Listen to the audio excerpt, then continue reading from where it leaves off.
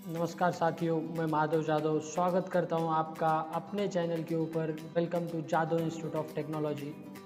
Dear students, we are going to start with the next chapter, 10 chapter from the CBSE class 10 standard, और उस chapter का नाम है light reflection and refraction of light.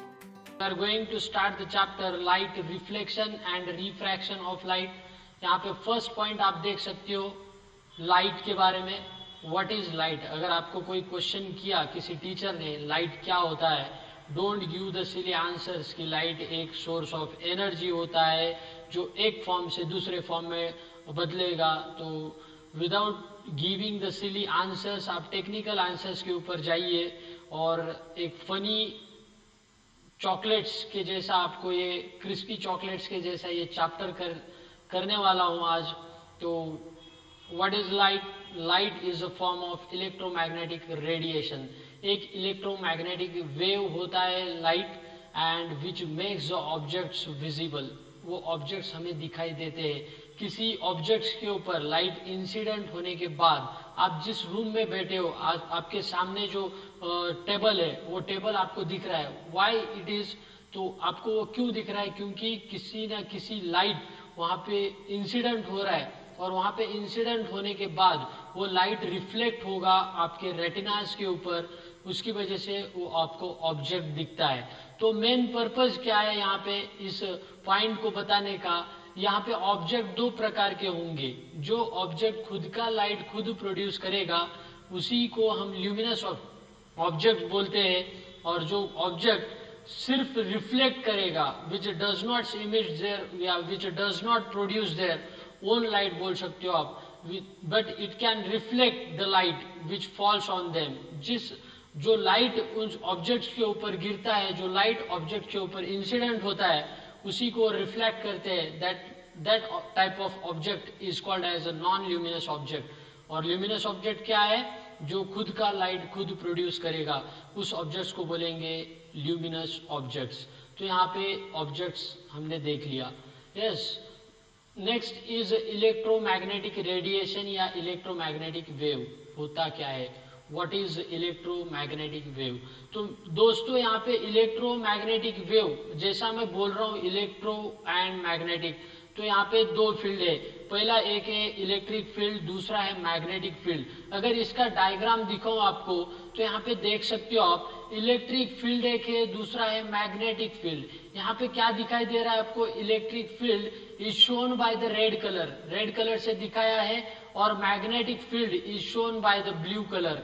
Yes, दो field है, दोनों field एक दूसरे को क्या है? They are mutually perpendicular to each other. Yes, दोनों फील्ड कैसे है? एक दूसरे को म्यूचुअली परपेंडिकुलर है, also perpendicular to the direction of propagation of wave. जिस भी डायरेक्शन के अंदर वो मूव करेंगे परपेंडिकुलरली, उस डायरेक्शन को भी वो परपेंडिकुलर रहेंगे।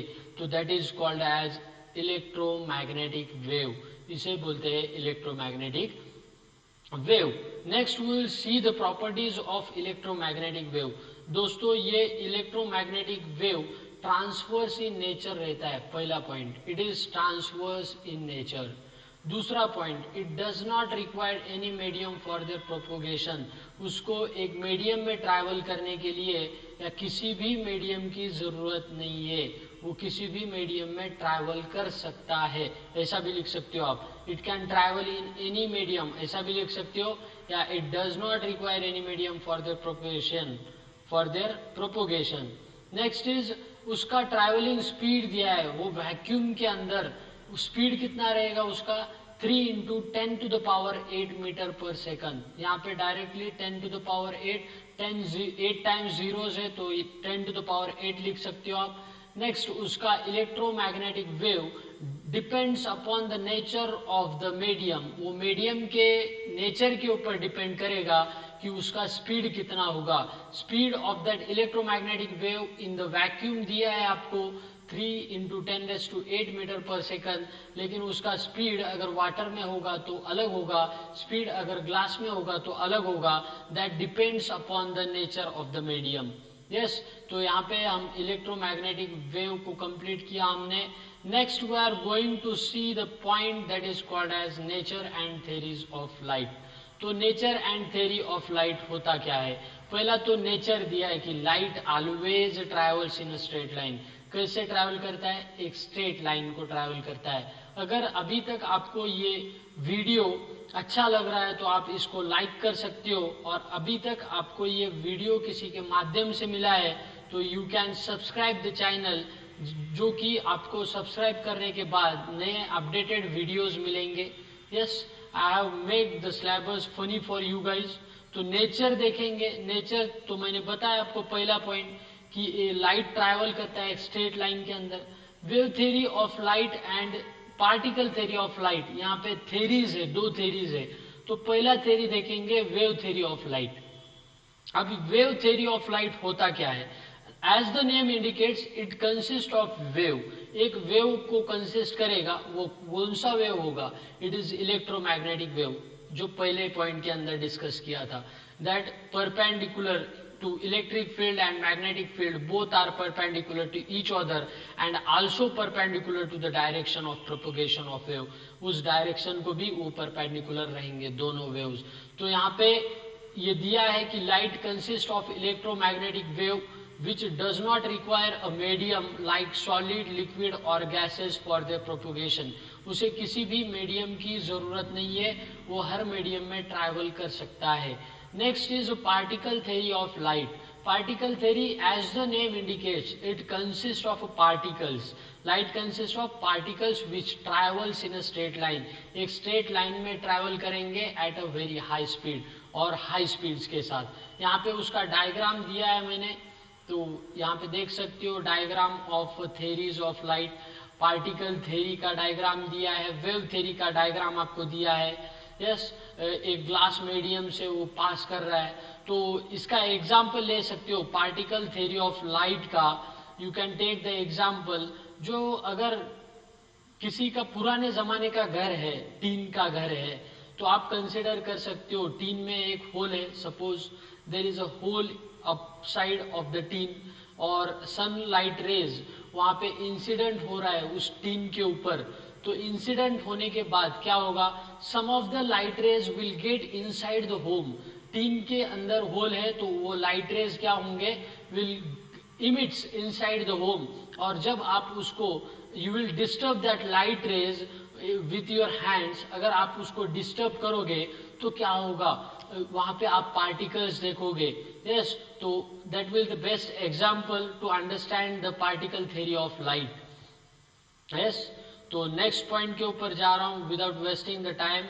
यस, वीडियो थोड़ा लेंदी हो जाएगा, तो लेंदी होगा लेकिन it will be very like a crispy chocolates.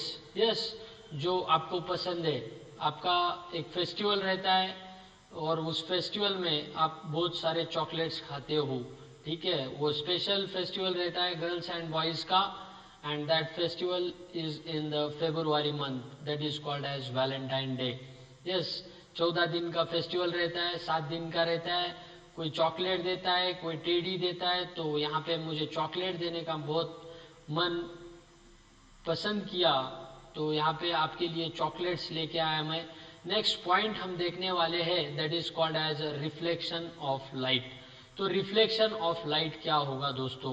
अगर आप किसी अनजान लड़की को जाके, अगर एक अनजान लड़का है, किसी अनजान लड़की को जाके आई लव यू बोला, तो वो क्या करेगी? उसका रिफ्लेक्शन क्या होगा?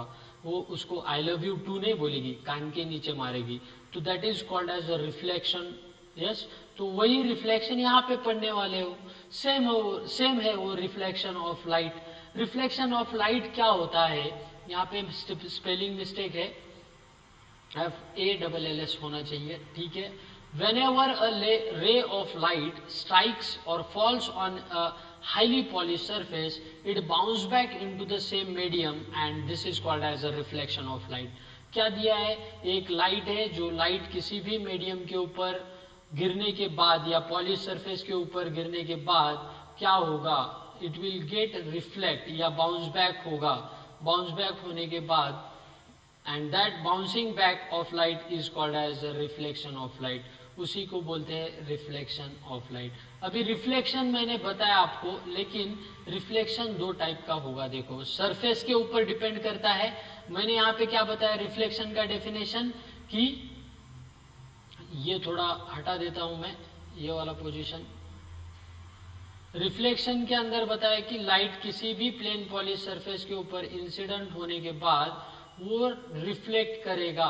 यस, तो प्लेन वो सरफेस के ऊपर डिपेंड करेगा दोस्तों कि वो रिफ्लेक्शन कौन सा होगा। यस, तो सरफेस के ऊपर डिपेंड करते हुए रिफ्लेक्शन दो प्रकार में यहाँ पे डिवाइड किया है मैंने। रेगुलर रिफ्लेक्शन है एंड दूसरा है इर्रेगुलर रिफ्लेक्शन। पहला रेगुलर रिफ्लेक्शन क्या बोलता है, देखो, इट इज अ रिफ्लेक्शन या in regular reflection parallel beam of light rays remains parallel after reflection. यहाँ पे कुछ उसका डायग्राम होगा या डेफिनेशन होगा। First of all we will see the definition of this and next we will go towards the difference between the reflection and regular reflection and irregular reflection। यहाँ पे देख सकते हो आप रेगुलर रिफ्लेक्शन, और रेगुलर रिफ्लेक्शन दिया है bye it's definition कि जब भी एक पैरेलल लाइट रेज इंसिडेंट होंगे एक प्लेन पॉलिश सरफेस के ऊपर, और वो इंसिडेंट होने के बाद reflected raise will also reflect but parallelly. Yes, that is called as a regular reflection। यहाँ पे उसका definition दिया है, when a beam of light rays incident on the smooth or plain polished surface, the reflected ray also reflect parallelly to each other। ठीक है, उसका reflection example क्या होगा, reflection you see in the plane mirror, yes, is called as a regular reflection. जब भी आप आईने के सामने खड़े होंगे तो आपको खुद का चेहरा दिखाई देगा, खुद का मुखड़ा दिखाई देगा, उसको बोलते हैं रेगुलर रिफ्लेक्शन। इर्रेगुलर रिफ्लेक्शन किसे कहेंगे, जो इंसिडेंट रे तो इंसिडेंट हो रहा है पैरेलली आप बोल सकते हो, बट ये रफ सरफेस के ऊपर इंसिडेंट होने की वजह से क्या होगा, it will reflect in the different directions, और वो डिफरेंट डायरेक्शंस यानी कि रिफ्लेक्टेड रे पैरेलली रिफ्लेक्ट नहीं होंगे, they will intersect each other. Yes, and that is called as irregular reflection. Yes, and यहाँ पे एग्जाम्पल देख सकते हो, light get reflect from the surface of wall and etcetera. Wall की surface से light क्या होगा, रिफ्लेक्ट होगा। यस, रेगुलर रिफ्लेक्शन को दूसरा नाम दे सकते हो आप, दैट इज स्पेकुलर रिफ्लेक्शन, और इर्रेगुलर रिफ्लेक्शन का दूसरा नाम होगा डिफ्यूज रिफ्लेक्शन। ये रिफ्लेक्शन का डेफिनेशन होने के बाद 10th स्टैंडर्ड के पॉइंट ऑफ व्यू से ये ज्यादा इंपॉर्टेंट है कि दोनों में क्या डिफरेंस है। एज द डिफरेंस कैसा होगा, जैसा हमने अभी डेफिनेशन देखा उसी प्रकार से हम उस डिफरेंस को बना सकते हैं। पहला क्या बताया कि रेगुलर रिफ्लेक्शन के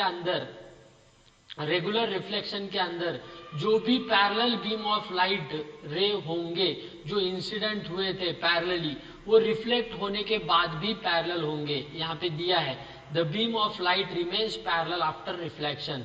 यहाँ पे लिख सकती हो इर्रेगुलर रिफ्लेक्शन में उसका अपोजिट होगा, that the beam of light does not remain parallel after the reflection. Reflection होने के बाद ये बीम ऑफ लाइट क्या होंगे, एक दूसरे को पैरेलल नहीं होंगे in case of irregular reflection. Next point regular reflection में लिख सकते हो, ये कहाँ पे होता है, it occurs on the smooth surface like a mirror के ऊपर ऑकर होगा या स्मूथ सरफेस के ऊपर ऑकर होगा, या आप लिख सकते हो it occurs on plane polish surface, ऐसा लिख सकते हो। यस, एंड इर्रेगुलर रिफ्लेक्शन क्या होगा, it occurs on the rough surface. ये कहाँ पे होगा, it occurs on the rough surface. Rough surface कौन कौन सा लिख सकते हो, वॉल लिख सकते हो, वुड लिख सकते हो, स्टोन लिख सकते हो, एक्सेट्रा।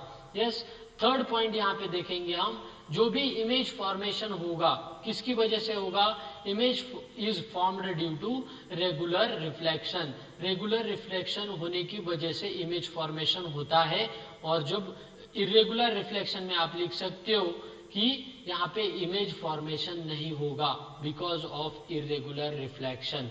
यस, और क्या लिख सकते हो, रेगुलर रिफ्लेक्शन में आप लिख सकते हो जो रिफ्लेक्टेड रेज है they are reflect parallelly in one direction, एक ही डायरेक्शन के अंदर रिफ्लेक्ट होंगे।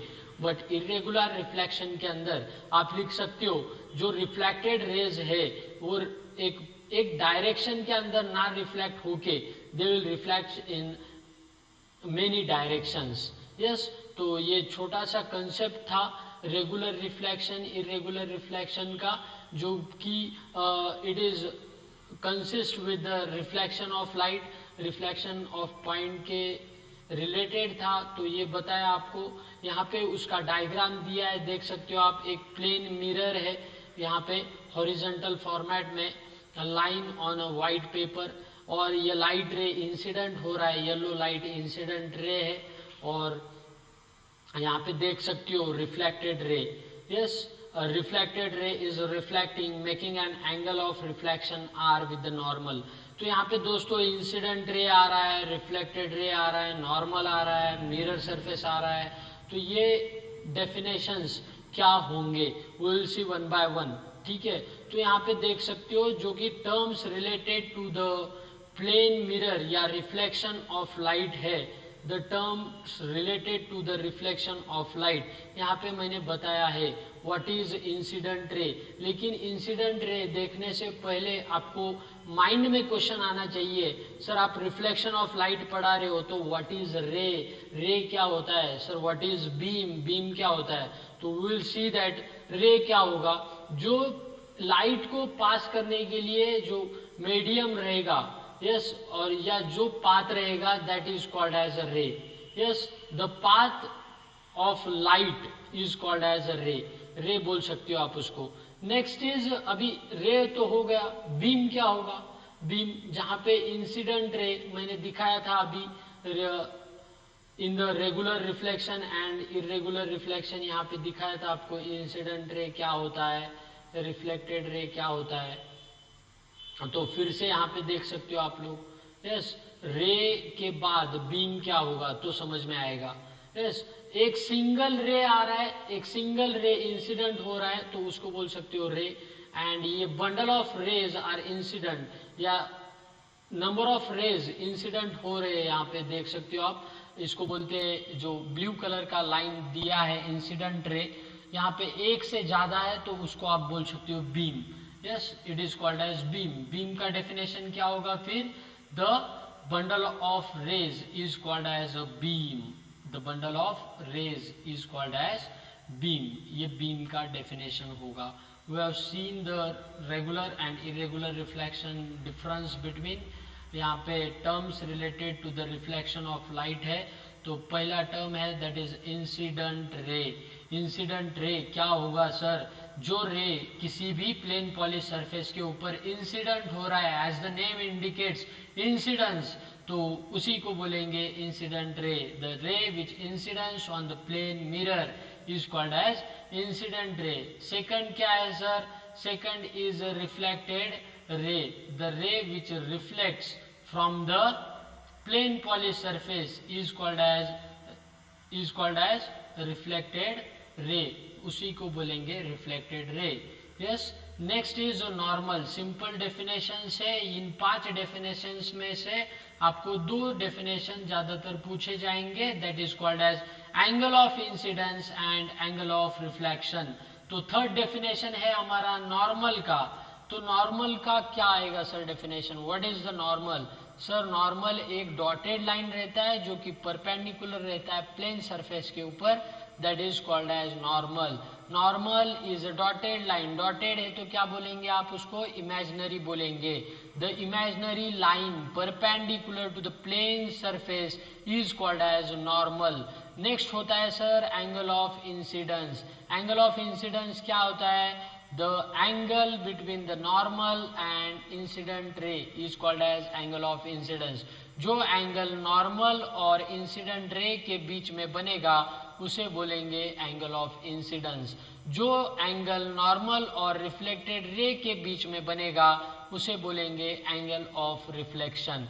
तो यहाँ पे हमने terms related to the plane mirror देखा, terms related to the plane mirror. तो यहाँ पे कुछ लॉज भी दिए है। Yes, the laws are given here. What are the laws related to the reflection of light. क्या लॉज है सर? पहला लॉ है दैट इज इंसिडेंट रे. देखो यहाँ पे एक इंसिडेंट रे है, एक नॉर्मल है, दूसरा है रिफ्लेक्टेड रे. आप मेरे हाथों को देख सकते हो, हाथों का 3 फिंगर मैंने अपने सामने लाया है एंड दिस 3 फिंगर्स. अगर ऐसा पकड़ो आपके सामने, ये इंसिडेंट रे होगा, ये रिफ्लेक्टेड, ये नॉर्मल होगा, ये रिफ्लेक्टेड रे होगा. ठीक है. और एक प्लेन सरफेस बोल सकते हो इसको. यस. तो अगर इसको इस साइड व्यू से देखोगे, अगर साइड व्यू से दिखाया तो एक प्लेन के अंदर नजर आएंगे. ठीक है. तो यहाँ पे आप बोल सकते हो कि नॉर्मल जो है इंसिडेंट रे है, नॉर्मल है और रिफ्लेक्टेड रे है, they lie will same plane, एक प्लेन के अंदर लाई करेंगे. सेकंड है सर एंगल ऑफ इंसिडेंस. जो एंगल नॉर्मल और इंसिडेंट रे के बीच में बनता है, आपने बताया है, that is called as angle of incidence. Sir जो एंगल नॉर्मल और रिफ्लेक्टेड रे के बीच में बनता है, that is called as angle of reflection. वो दोनों एक दूसरे को इक्वल रहेंगे sir. That is called as second law of reflection. That is angle of incidence is equals to angle of reflection. Third क्या होगा sir? Third law of reflection, जो भी एंगल ऑफ इंसिडेंस होगा वो एंगल ऑफ रिफ्लेक्शन के opposite होगा. The angle of incidence and angle of reflection are opposite to. यदि यह वीडियो आप तक किसी के माध्यम से पहुंचा हो तो तुरंत JIT Jadav institute of technology channel को सब्सक्राइब करें और शेयर करना ना भूलें. Thank you.